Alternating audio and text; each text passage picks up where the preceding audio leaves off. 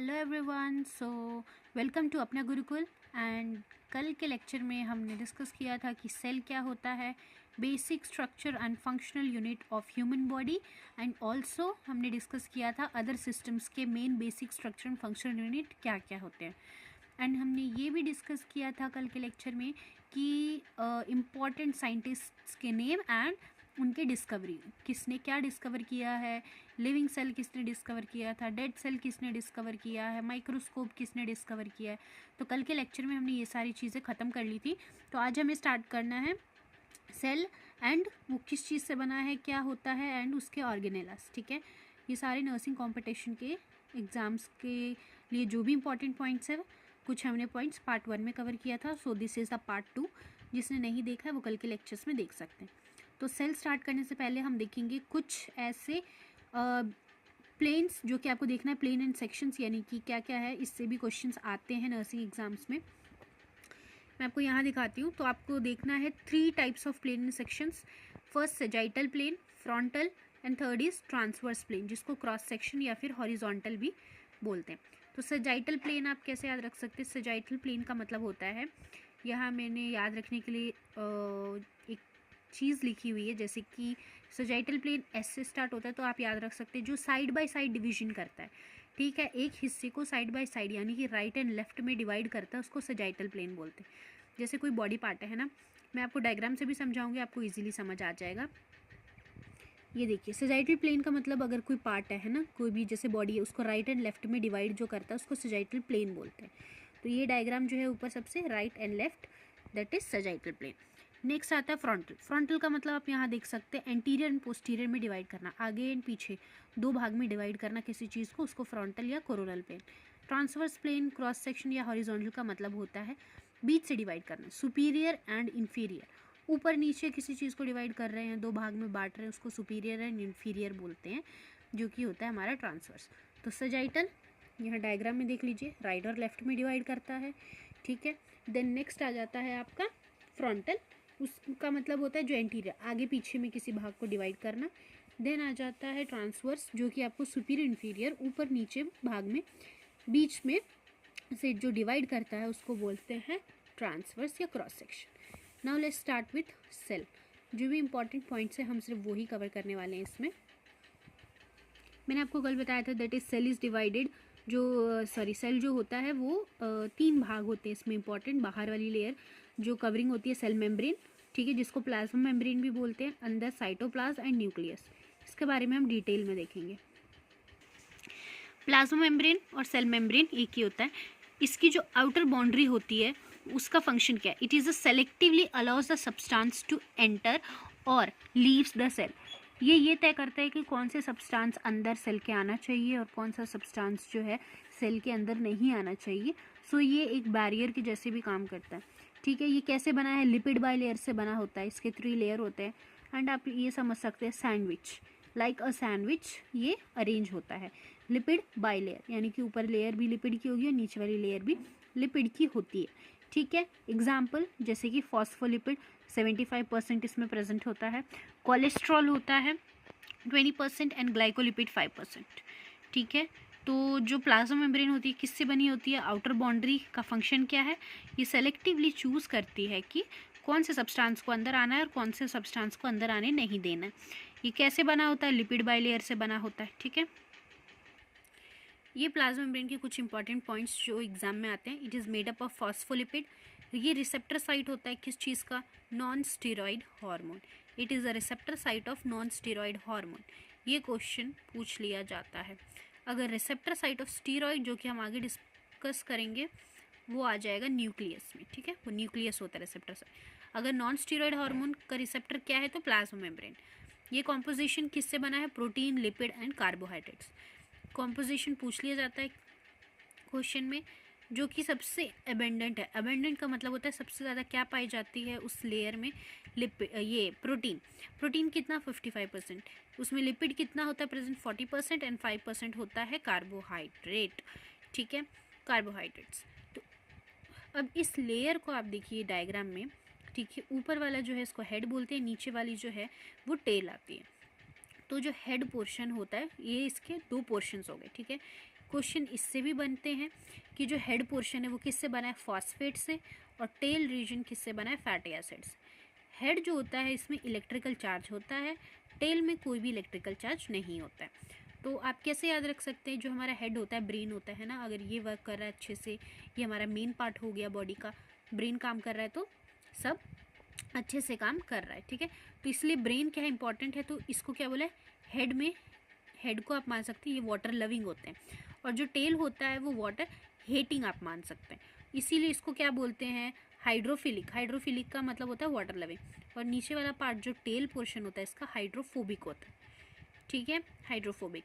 Largest cell in male human body अगर पूछा, largest cell mail में, ठीक है, मेल में, फीमेल में नहीं, मेल ह्यूमन बॉडी में क्या होता है, तो आप लिखेंगे न्यूरॉन, ठीक है। और इसका साइज़ क्या होता है, 100 माइक्रोन या 0.1 mm, कभी कभी साइज़ पे भी क्वेश्चन पूछ लिया जाता है, ठीक है। न्यूरॉन, न्यूरॉन आप जानते हैं। Then life span of female ovum कितना होता है, 12 to 24 आवर्स, ये क्वेश्चन भी पूछ लिया जाता है। Then longest cell in human, अगर ह्यूमन में पूछा क्या है, न्यूरॉन या नर्व सेल आप लिखेंगे। Next, life span of sperm कितना होता है, 48 to 72 hours. Life span of ovum भी कुछ क्वेश्चन आ चुका है, एंड स्पर्म का कितना होता है लाइफ स्पैन, ये भी क्वेश्चन आ चुका है, ठीक है।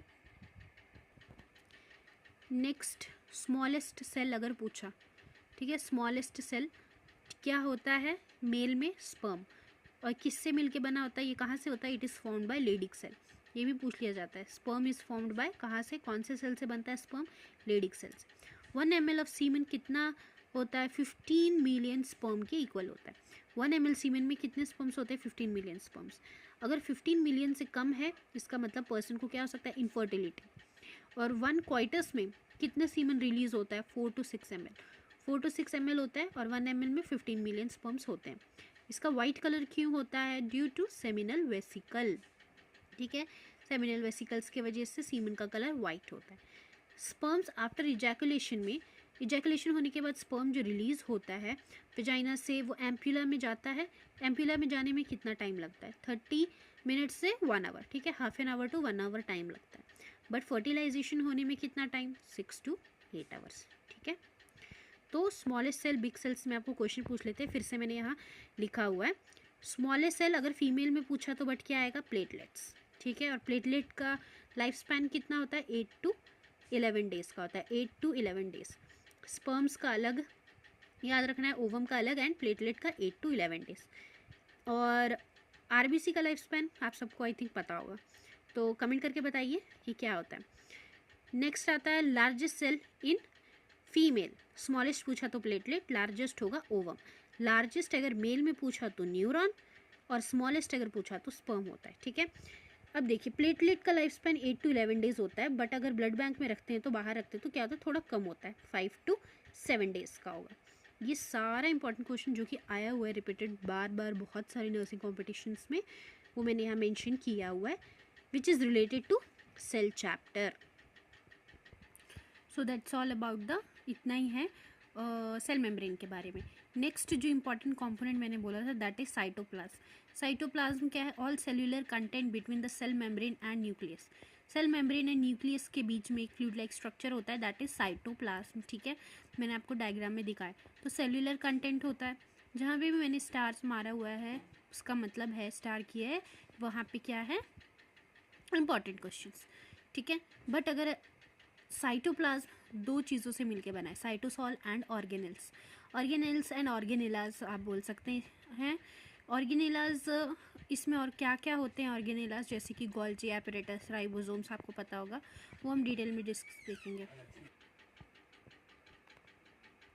सो अगर आपको एक क्वेश्चन आता है जो पूछा गया है पिछले एग्ज़ाम में, ऑर्गेनेल्स मेटाबॉलिक प्रोसेस कहाँ होते हैं, जो ऑर्गेनेल्स प्रेजेंट होते हैं उसका मेटाबॉलिक प्रोसेस कहाँ पे होता है, तो आंसर आएगा साइटोप्लाज्म, ठीक है। साइटोप्लाज्म क्या है, सेल्यूलर कंटेंट होता है जिसमें बहुत सारे ऑर्गेनेल्स जो होते हैं सस्पेंड करते हैं, यानी कि होते हैं। ये दो चीज़ों से मिलके बना होता है, that is cytosol and organelles. तो साइटोसॉल क्या होता है, जहाँ पे सारे ऑर्गेनेल्स होते हैं, मेटाबॉलिक प्रोसेस टेक्स प्लेस करता है, वो आ जाएगा साइटोप्लाज्म। और जो साइटोसॉल होता है ये एक फ्लूइड पोर्शन होता है जिसमें 55% ये क्वेश्चन आया हुआ है। 55% क्या है? Liquid in the cell. अगर पूछा गया कि लिक्विड इन द सेल और इन द साइटोप्लाज्म कितना होता है फ्लूइड पोर्शन, तो 55%। एंड 75 to 90% क्या होता है? वाटर। ठीक है, वाटर होता है। एंड बाकी की चीज़ें ग्लूकोज, अमीनो एसिड, यानी कि बाकी का 10% क्या होगा? Glucose, amino acid, fatty acids, protein से मिलके बना होता है ये। यहाँ मैं आपको शॉर्ट में बताती हूँ। साइटोप्लाज्म दो चीज़ों से बना है, साइटोसॉल एंड ऑर्गेनेल। साइटोसॉल क्या होता है? Fluid portion, that is intracellular fluid. ठीक है, ये क्या करता है? It surrounds the cell organelles. इसमें 80 to 90% क्या होता है? ये वाटर से मिलके बना है। इसका मेन फंक्शन, अब साइटोसॉल में क्या क्या फंक्शंस टेक्स प्लेस करते हैं? दैट इज ग्लाइकोसिस, कोलेस्ट्रॉल का सिंथेसिस होता है, ग्लाइकोजिनोलाइसिस होता है, देन फैटी सिंथेसिस होता है। ठीक है, इसमें से आपको कुछ भी पूछ लिया जा सकता है कि ग्लाइकोसिस कहाँ पे होता है, तो साइटोसॉल में होता है। ग्लाइकोजिनोलाइसिस किधर होगा? वो भी साइटोसॉल में होगा। तो अब हम देखते हैं ऑर्गेनेल्स। ऑर्गेनेल्स क्या है? ये दो टाइप होते हैं इसमें, मेम्ब्रेनलेस एंड मेम्ब्रेनस। मेम्ब्रेनलेस मतलब जिसमें कोई सेल की बाउंड्री नहीं होगी, मेम्ब्रेनलेस होता है वो। ठीक है, सेल वॉल नहीं होगा। तो वो कौन कौन सा है? Ribosome and centrosome. याद रख सकते हैं आप, जोम यानी कि एसोएमिसोम जहाँ लास्ट में आ रहा है, इन दोनों में ही क्या होगा? मेम्ब्रेनलेस होते हैं ये। सेंट्रोसोम, अगर आपको कुछ वन लाइनर क्वेश्चन पूछा गया और उसमें एक्सेप्शन है तो आप ये लिख सकते हैं। ये दो चीज़ हैं, ये दो ऑर्गेनल्स हैं जिसमें मेम्ब्रेन नहीं होती है, दैट इज राइबोसोम, सेंट्रोसोम। बाकी मेम्ब्रेनस क्या क्या है? Endoplasmic reticulum, Golgi apparatus, lysosome and mitochondria. इस सब में क्या होता है? प्रॉपर सेल की लाइनिंग होती है, यानी कि सेल मेम्ब्रेन होते हैं। अगर आपसे पूछा कि फ्लूइड पोर्शन साइटोप्लाज्म में कितना होता है, तो 55% लिक्विड। ठीक है, उसमें से 90 to 75% क्या होगा? वाटर कंटेंट, और बाकी का 10% में glucose, amino acid, fatty acid, proteins, fats, ATP and waste products होते हैं। ठीक है, नेक्स्ट हम देखते हैं ऑर्गेनेलस क्या होते हैं। ऑर्गेनेला एक स्पेशलाइज स्ट्रक्चर है within the cell that has specific shape and perform a specific function. ठीक है, इसका एक अपना ही स्पेसिफिक, सबके अलग अलग स्ट्रक्चर होते हैं एंड फंक्शन होते हैं। ये हम डिटेल में देखेंगे कि ऑर्गेनेल्स में क्या क्या इंपॉर्टेंट इसके ऑर्गेनेल्स होते हैं, इसके स्ट्रक्चर एंड फंक्शंस को हम डिस्कस करेंगे। तो ऑर्गेनेल्स में हमने डिस्कस किया मेम्ब्रेनलेस भी कुछ चीज़ें होती हैं और कुछ होती है जिसमें प्रॉपर मेम्ब्रेन यानी कि सेल वॉल्स प्रेजेंट होते हैं, प्लाज्मा मेम्ब्रेन प्रेजेंट होते हैं। तो चलिए हम डिस्कस करते हैं one by one about the organelles. तो फर्स्ट आ जाता है इसमें राइबोसोम। फर्स्ट ऑर्गेनेला का नाम है राइबोसोम। इसको बोलते हैं engine of cell. Engine of cell आप पूछ लिया तो राइबोसोम। ये एक स्मॉलेस्ट सेल ऑर्गेनेला होता है। ठीक है, सारे ऑर्गेनेल्स में सबसे छोटा होता है राइबोसोम। हाईएस्ट इन नंबर होता है, बट ये बहुत सारे होते हैं सेल के अंदर।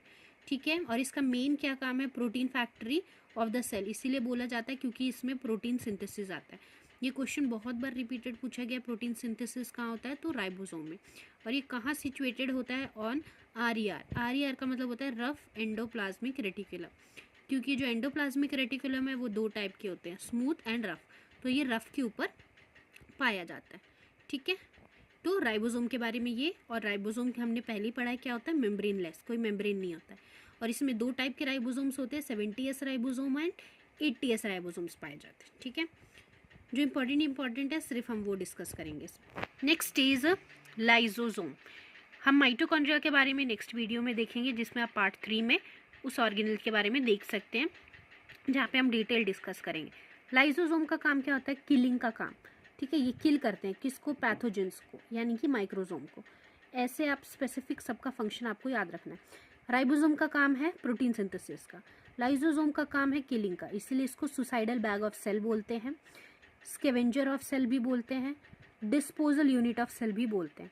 ठीक है, डिस्पोज कर देता है, उसको ख़त्म कर देता है। और ये क्या है? ऑटोफैगो। यहाँ पे आप देखिए ऑटोफैगोजमी।